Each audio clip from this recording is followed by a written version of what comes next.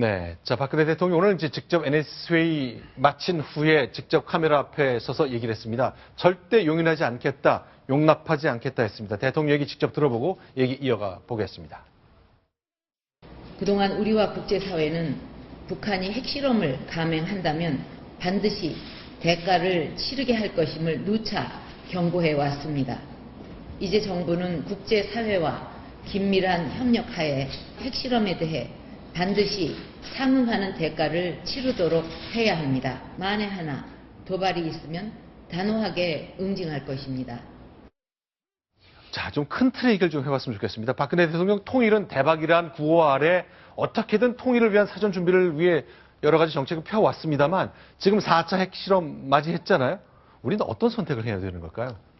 제가 좀 말씀드릴까요? 네. 이제 솔직하게 이제 우리가 결정들을 해야 되는데 네. 우선 우리나라가 지금 우리군이 갖고 있는 작전계획 5027이 있습니다. 네. 그래서 북한에서 핵전쟁을 할 경우에 네. 핵시설을 점령하기 위한 작대가 있는데 북한의 핵시설을 점령하는 부대는 미국 육군 20지원사령부 이하의 여단이 하게 되어 있습니다. 네. 한국군은 못하게 되어 있습니다. 아, 우리는 못하게 되어 있다. 네. 현재 그런 걸로 알고 있습니다. 우리는 국군 화생방사령부라고 있는데 그 네. 사령부는 그 사령부 예하보다는 화생방전 부대만 점령하게 되어 있습니다. 근데 만약에 급하게 우리 여러 가지 필요해서 저런 거를 점령한다고 한다면 우리 군이 화방사가 할 수 있는 훈련을 좀 해야 되고요. 네. 이 화방사를 좀 활용을 잘했으면 좋겠는데 우리도 원전서 쓰나미 같은 사고가 날 수 있거든요. 네. 그럴 때 소방대나 경찰만으로 하지 말고 일본이 지난번 보니까 그 후쿠시마 때 자위대를 동원했는데 그걸 연습을 좀 하고 그래서 만약에 다급하게 우리 스스로 해야 될 때는 우리 화방사를 파견해서 특전사람 같이 북한의 핵시설을 어떻게 제압하는 것도 준비를 해야 될 것 같고요. 네, 일단은 북한에서 유사시 급변 사태가 생겼을 때 북한 내부의 핵시설과 핵 물질과 관련된 장악은 우리보다는 미국의 역할이 맡겨져 있기 때문에 네. 그 역할 재조정이 필요하겠다는. 그러니까 미국이 못 올 수도 있거든요. 네. 그럴 때 우리가 할 수 있는 역량을 그러니까 핵 문제를 우리 스스로 하는 거예요. 네. 우리 자꾸 미국에 맡겨놓고 있는데 우리 스스로 해야 되고 그다음에 지금 우리가 핵 문제에 대해서 지금 미국이 풀라 그러는데 네. 그러지 말고 우리가 좀 중국하고 미국에 압박을 넣어야죠. 네. 그래서 미국이 안 움직이면 우리는 비핵화 선언을 폐기하겠다는 국제 선언까지를 해가면서 압박을 넣어야지 우리가 가만히 있으면서 뭐 외교적으로 도와줘 그럼 도와주겠습니까?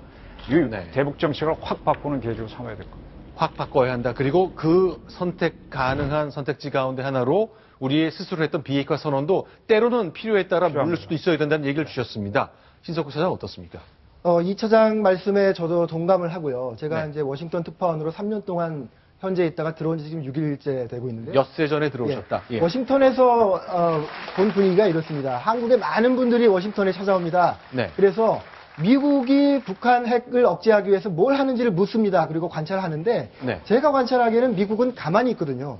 아하. 그러니까 가만히 있는 미국을 상대로 와서 한국은 와서 묻습니다.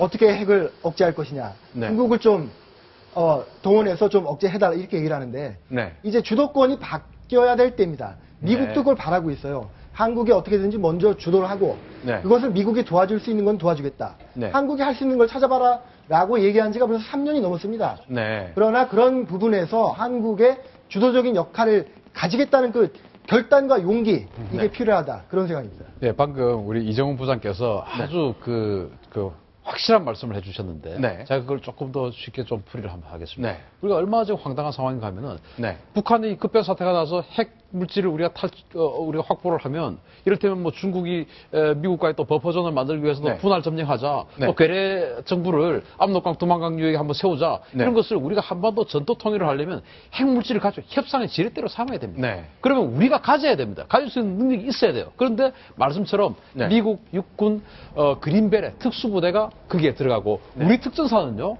미국 비행기를 타고 따라 들어가서 뭐 하느냐 갑니다. 같이 가서 뭐 하느냐 외곽에서 경비합니다. 네. 미국 특수부대는 들어가서 핵물질을 가져오고 네. 우리는 그 핵물질 가지러 들어간 건물 밖에서 네. 북한군이 오면 그 북한군들하고 전투해서 미국이 그걸 할 수 있는 시간을 벌어주는 역할을 하는 거예요. 우리 특전사는 네. 그 훈련을 해마다 합니다. 네. 이게 얼마나 황당한 겁니까? 네. 그래서 지금 특전사가 우리도 우리 스스로 북한이 영변도 있을 수 있고 삼지연에도 핵이 있을 수 있고 여러 군데 핵이 분산돼 있을 거 아니겠습니까? 그중에 최소한 한 군데 이상은 우리 특전사가 주도적으로 할 수 있는 전력과 네. 장비가 있어야 돼요. 장비를 가질 수 있는 의지와 그리고 훈련을 해야 됩니다. 자, 그러면요. 이 상황에 쓰기 한일 간의 위안부 협상이라는 것이 왜 맥락이 맞을까 싶은 얘기를 저희가 요미우리 신문의 기사를 하나 소개해드리면서 해보겠습니다. 작년 12월 31일자 기사인데요.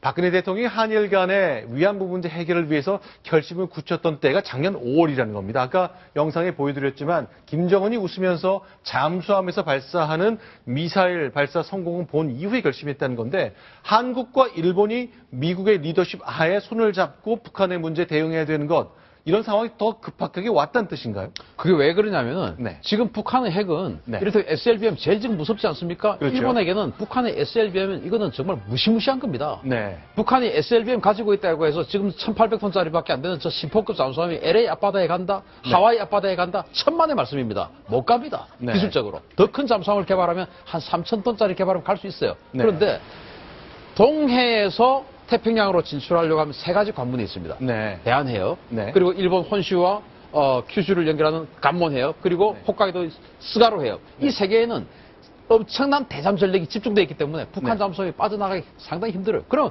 동해에서 작전하는 겁니다. 동해에서 일본으로 쏠 수도 있고 우리에게 쏠 수 있습니다. 그러면 북한의 핵을 탐지할 수 있는 능력이 일본이 강점을 가지고 있는 감청 기능이 제일 좋아요. 감청. 우리는 휴민트가 제일 좋죠. 네. 미국은 영상 기술이 제일 좋죠. 그 세 개를 합하는 것이 네. 가장 효율적이다라는 위기의식을 그때 가진 것 같습니다.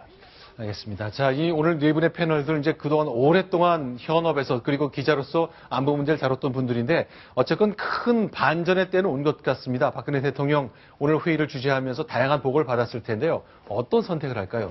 자, 1월 6일 북한은 4차 핵실험을 단행했습니다. 우리의 선택만 남았습니다. 자, 지금까지 10가지 소식 모두 정리해봤습니다. 전 잠시 후에 돌아오겠습니다.